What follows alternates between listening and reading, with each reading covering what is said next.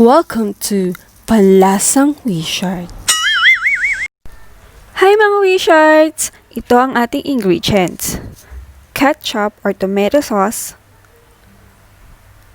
black ground pepper, salt, carrots, potatoes, pork giniling, at meron din tayong siling pangsigang, half bell pepper, garlic and onion.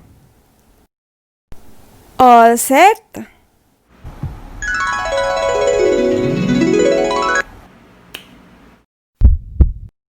Bawang, sibuyas. Pagkatapos kong hiwain ang mga patatas, binabad ko siya sa tubig para hindi mangitim. Turo yun ni nanay.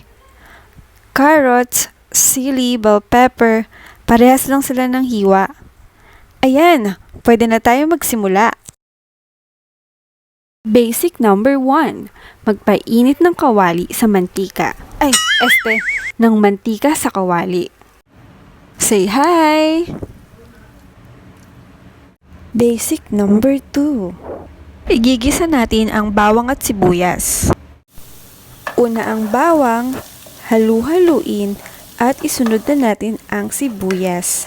Haluin lang hanggang sa maamoy natin ang aroma at maging brown na ito. Kapag medyo brown na ang ating bawang at sibuyas, pwede na nating ilagay ang ating pork giniling. Mas mainam siguro kung made-defrost natin siya ng mas maaga. Yung sa akin kasi medyo late na, kaya matigas siyang haluin.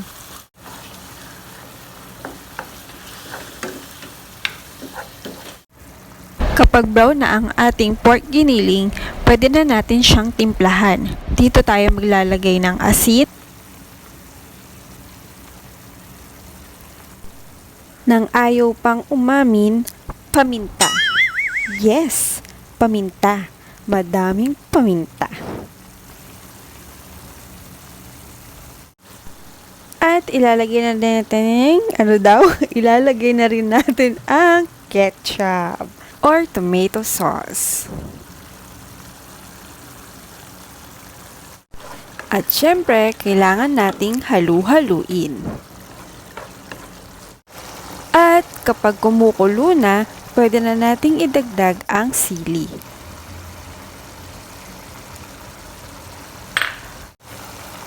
At syempre, ang ating carrots.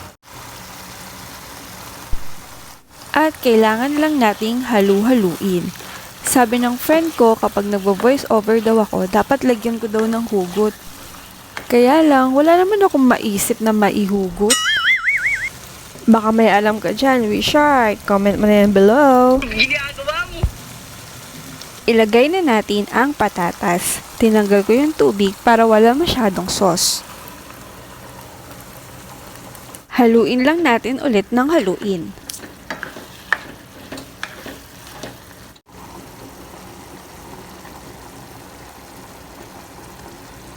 At this point, dito na natin siya titimplahan base sa ating panglasa.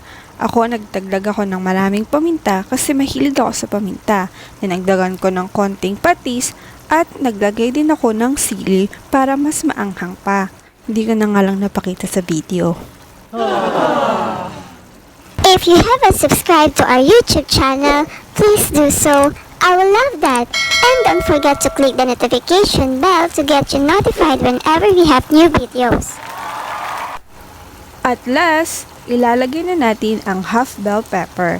Nilagay ko siya sa huli kasi gusto ko crunchy siya.